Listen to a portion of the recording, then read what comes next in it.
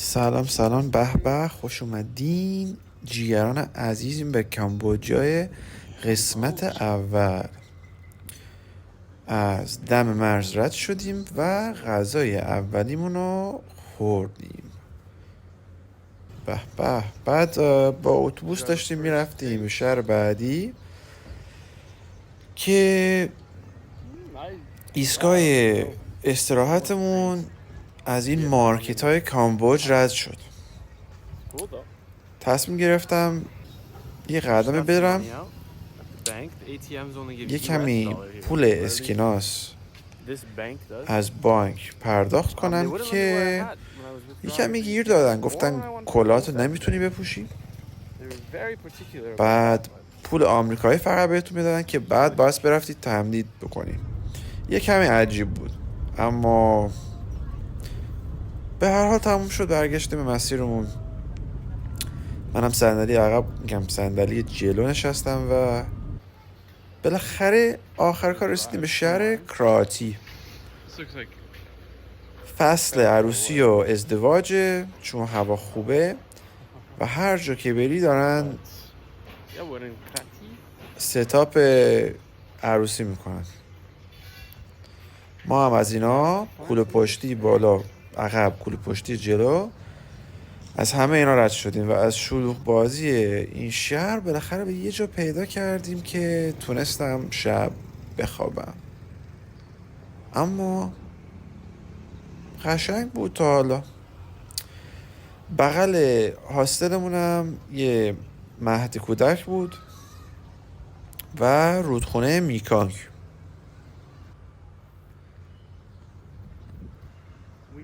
بعد غروبای حسابی خوشگل ها. پول گرفتیم، خونه خواب پیدا کردیم و یاد گرفتیم چجوری بگیم خیلی ممنون. چیز دیگه مونده؟ بریم یه غروب خوشگل عالی ببینیم دیگه. بوب دیگه. با دوربین متاسفانه زیاد خوب در نمیاد، اما حسابی قشنگ بود. اولین شام درست حسابی ما و بفرمایین توی اتاق خواب امشب من.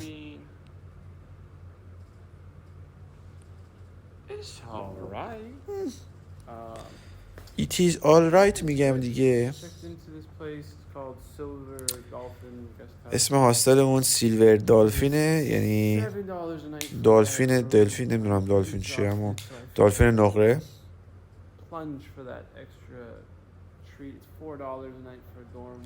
$4 بیشتر از شبای معمولی دادم که اتاق خودم رو داشته باشم با تخت خودم.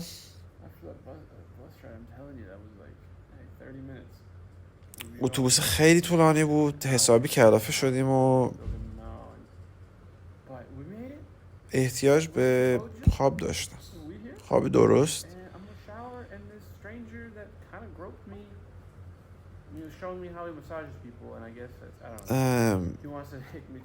این آقای دایی صاحب این هاستله گفت منو میخواست ببره یه چه میدونم اسمش چیه، اما بغل یکی از این تمپلا که با کامبوجیا از فرهنگشون آشنا شدم. بعد هیچی بیشتر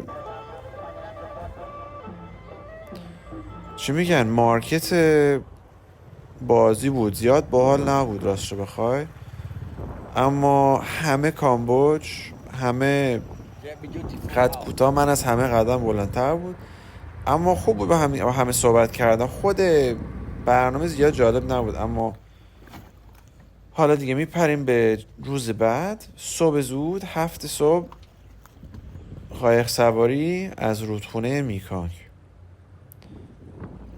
آشنای پشت سریم اسمش براین بود از فرانسه، رفیق پیدا کردیم و از رودخونه رفتیم. تجربه خیلی باحالی بود، اما هوا خیلی گرم بود.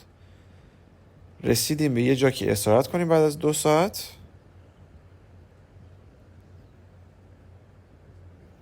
و خیلی آروم و ریلکسینگ بود. کلی حال کرده، اما آبش راست بخواه خیلی گرم بود، یعنی خیلی خنک نمی شدیم. اما بالاخره بهتر از هیچی دیگه.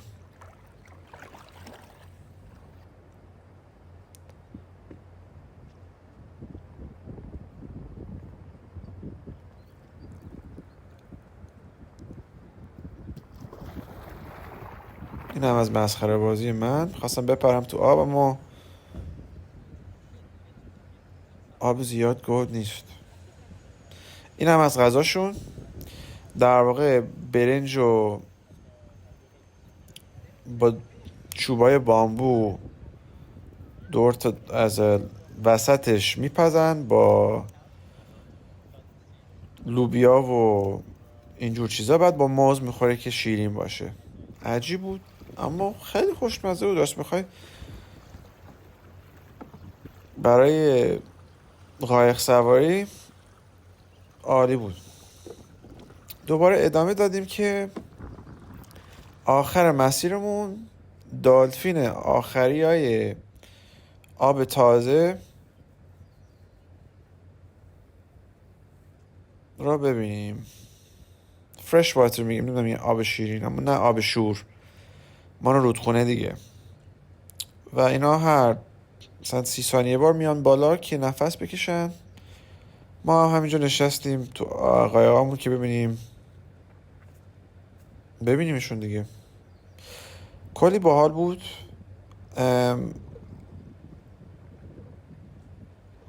اما یه جورای عجیب بود، چون خیلی ها میان که اینو ببینن، اما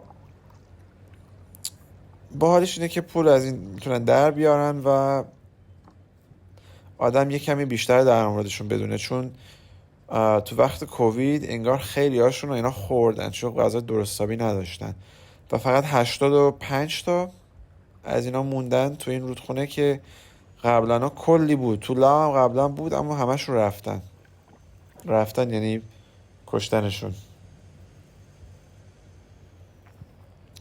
متاسفانه. اما خیلی تجربه باحالی بود. من تا حالا چیز اینجوری ندیدم. اما مشکل بود اینه که آب هی میکشید، جریان هی میکشید ما رو به ساحل. ما هم هی بایست پارو میکردیم و با فیلم برداری درست نمیشد، یعنی فیلم درست حسابی نگرفتم ازشون. اما تجربه خیلی باحالی بود، یعنی من پیشنهاد میدم اگر اومدین اینجا حتما برین، چون خیلی باحال بود. بعد اینم قایق که میبردت وسط اونور خیابون، اونور رودخونه.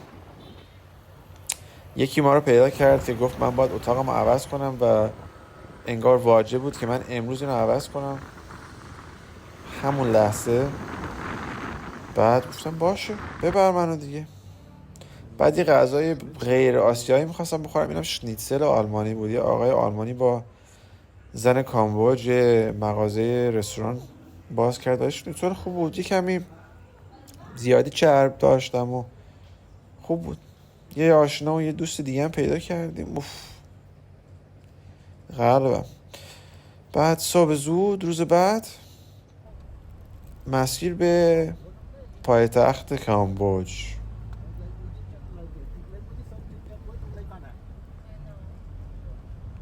شبم راست خیلی سخت بود، از بس پشه منو میزد مسکیتو و منم گوشم شرک کرد، یعنی گوشم هی ورم لغت درست اما خیلی درد میگرفت. بعد وسط راه یه جا وایستادیم و شیرینی و اینم موتور یخ که یخ میبره به مغازه و دوباره به مسیرمون ادامه میدیم.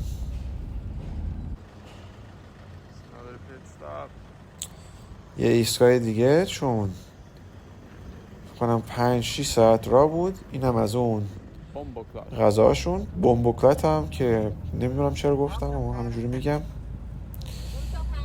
و توی اتوبوس پر از کامبوجی. باحال بود، خیلی با رفتارشون باحال بود. اما میرسی به پنامپن پایتختشون و فوری از بیرون ماشین توی ماشین مثلا 6-7 نفر نگاه میکنن که ببینن کی توشه، که ببینن میتونن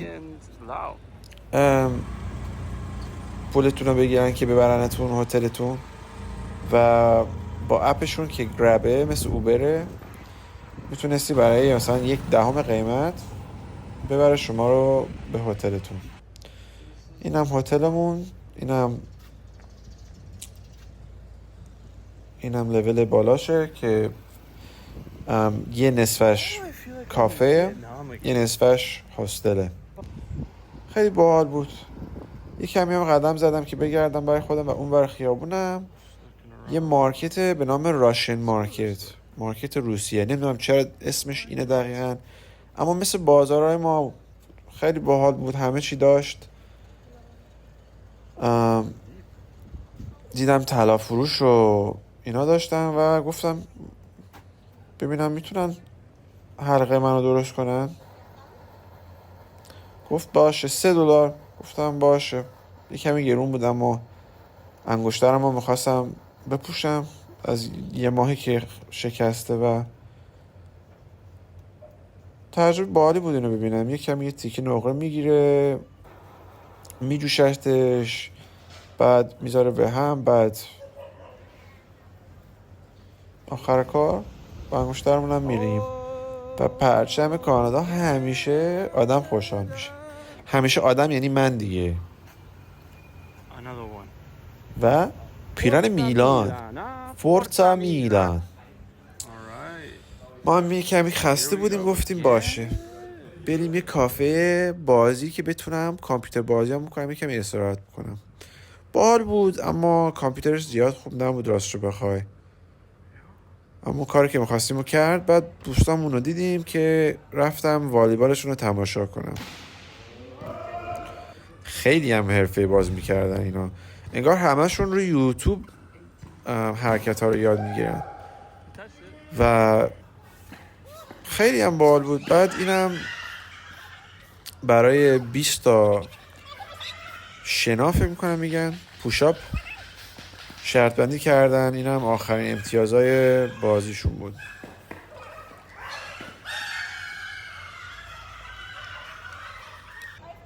که بازندان مجبور بودن کاراشونو بکنن دیگه. یه شب آروم اولمون تو پایتخت. رفتیم یه پیتزای استریتزا بخوریم. باحال بود اما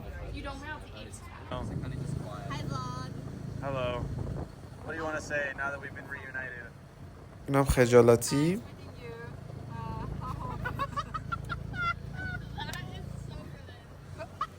نتونستم برای ولاگمون چیز خاص بگن. اما اینم روز بعد حسابی خوابیدیم و اینم بادمجون و گوشته. خیلی خوشمزه بود و فقط برای $2. کلی هم سیر شدیم. امروز هم برنامه‌مون این بود که بریم موزه جنوساید. این هم به نام S21. این در واقع یه زندان بود برای اونایی که موقع انقلاب دخالت میکردن و خیلی خیلی ناراحت کننده بود این تجربه، اما تجربه خیلی مهمی بود.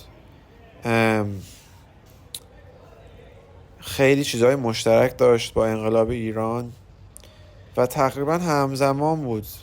این 1975 که 4 سال قبل از انقلاب ایران بود و در واقع رئیسشون کاری که میکرد به جمعیت که خیلی ازشون باغبونی و اینا میکردن و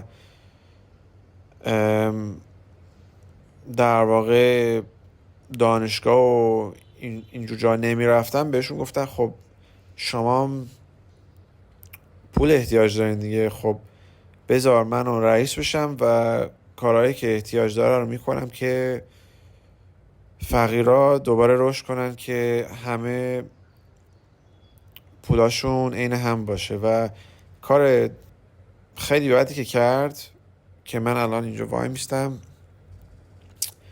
هر کسی که دانشگاه رفته بود یا عینک میپوشید یا دکتر بود یا هر چی با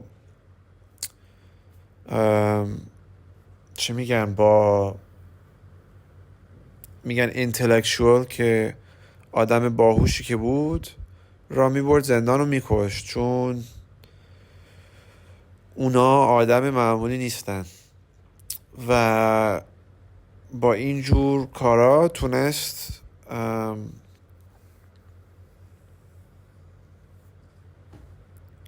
کشور رو از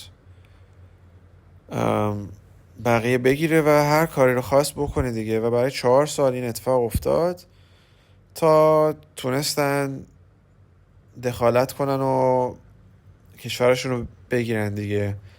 و متاسفانه از جنگ‌های دور و بر کامبوج خیلی خیلی شرایطشون بد شده بود و برای همین دلیل باور کردن چیزایی که این گفت و هنوزی که هنوزه دارن از این اتفاق سعی میکنن رشد کنن و برگردن به اقلا به جایی که قبلا بودن و از کشورهای دیگه خیلی احتیاج به کمک دارن، که برای همین خیلی خارجی تو این کشور وجود داره کار میکنن و خیلی آدمای باهوش کامبوجی زیاد نیستش، به خاطر اینکه مدرسه و اینا ندارن و خیلی ها رو میبینی که مثلا 20 سالگی و فقط دبستان رو تموم کردن و خیلی خیلی ناراحت کنندن، اما رشدشون داره پیشرفت میکنه و امیدواریم که برای کامبوج بهتر، چون کشور فوق‌العاده خوشگلی بود. حالا برگشتیم به کافمون که از این شرایط غمگینی یه کمی آرامش داشته باشیم و لباس هم دیدم داشت از خونه خشک میشد و رفتیم که شبونو ادامه بدیم. دوستای قدیمی رو دیدیم، سگی که خیلی حسابی عصبی و عصبانی. بعد شبش دوباره برگشتیم کافه، چون خیلی وقت بازی نکردم و دلم خواست با دوست عزیز کامیارم که تو آلمان بود باهاش بازی کنم. ساعت 3:30 صبح و آدم باحالی هم آدم خیلی باحالی هم. خب تا صبح بیدار بودم. اینم صبح ساعت کنم 6:30 صبح، 7 صبح که برگردیم یه بخوابیم. اینم توک توک منه، در واقع تاکسیمه که منو برد خونه، حدود $1. اینم صابونه روز بعدم، یه فو ویگن، در واقع سوپ 2 بعد از ظهر بود که رفتیم این موزه دیگه به نام کیلینگ فیلد. اینم خیلی شبیه جای قبلی، موزه قبلی بود، اما این جایی بود که آدمو میوردن برای کشتن و اینم خیلی ناراحت کننده بود، اما فکر میکنم خیلی مهمه از قدیم یاد گرفتن. داشت نشون میداد که این گلاش تیزه، ریشاشون روتشون، و اینو استفاده میکنن متاسفانه که ببرن گلوهای آدم هایی که آوردن اینجا. اما احساس آرومی داشت اینجا احساسی که تو این دوتا موزه داشتم خیلی عجیب بود، اما یک انرژی حسابی از توم رد می شد. اما خیلی مهم بود، خیلی چیزای مهمی بهم یاد داد از فرهنگشون و از کجا اومدن. این مارمولک همینطوری. و تجربه خیلی سختی بود، اما آدم تنها کاری که میتونه بکنه با اینا ازش یاد گرفتنه و امیدوارم که من بتونم از این تجربه‌ام به بقیه یاد بدم، چون کامبوج اقلا توی کانادا و آمریکا آدم هیچی در مورد کشور نمیدونه. راست رو بخوایم من قبل از اومدن اینجا فکر کردم کامبوج تو آفریقا بود، فکر کردم کامبوج اصلا هیچ نمیدونستم در موردش، اما این چیزی نبود که من در موردش اصلا بتونستم حدس بزنم.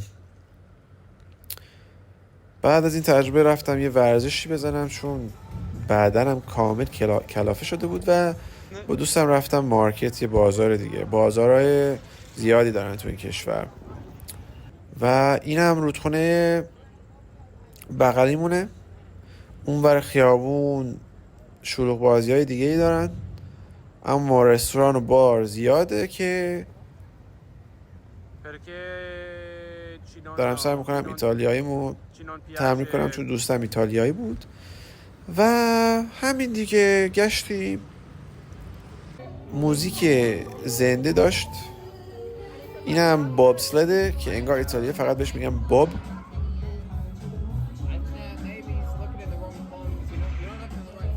دبوب. اینم دیجی یوتیوبی که گذاشتن به نام هورنی که نمیخوام بهتون بگم یعنی چی. اینم از ساختمان‌های مهمشون و اینم آبجوی کامبوج. چینچینم به سلامتی ایتالیاییه. بعد رفتیم خیابون شلوغ بازی پربار پنامپن.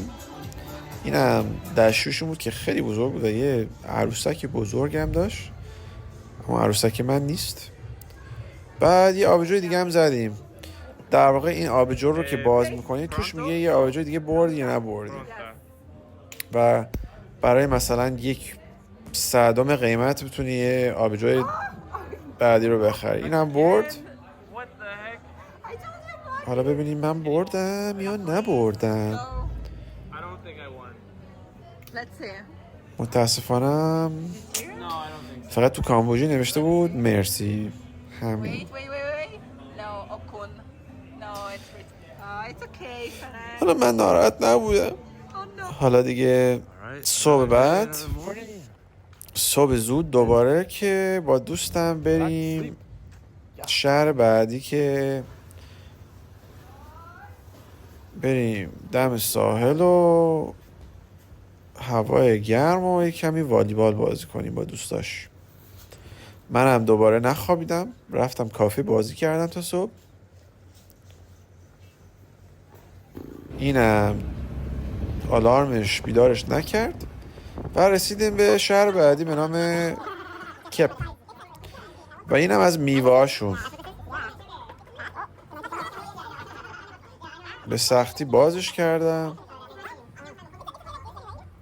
اصلا راست بخوایم یادم نیست مزهش چجوری بود، اما خیلی شیرین بود، خوشمزم بود، اما خیلی به سختی باز میشد.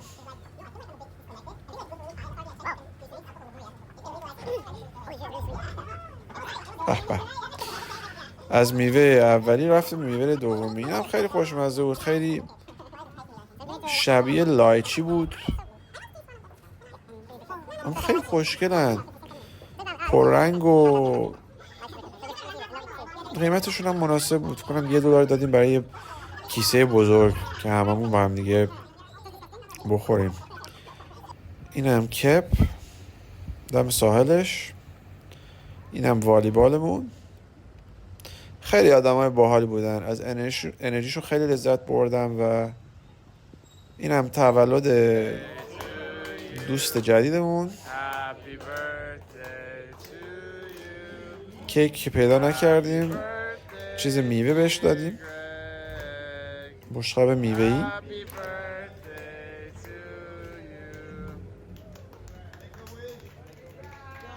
و کلی هم خال کردیم.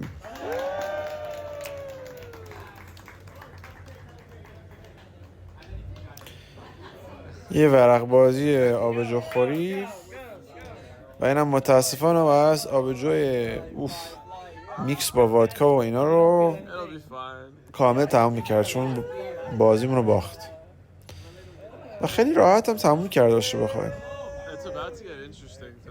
شب فوق‌العاده باحالی بود، خیلی خوش گذشت بهمون، دوستای بیشتری باهاش آشنا شدیم و کلی هم خندیدیم. و اینم صبح بعد خداحافظیمون رو کردیم و مسیر به شهر بعدی کرانگ که یه جزیره کامبوجه. چندین ساعت هم راه دیگه، خیلی حرکت میکنیم. صابونمون رو توگو گرفتیم، خیارمون هم خوردیم و اینم میوه دوریان مجسمه ساختن همینجوری. خیلی هم بالا و پایین داشتین اتوبوسه چون خیابونهای کامبوج خوب اصلا نیستن و رسیدیم به آخر.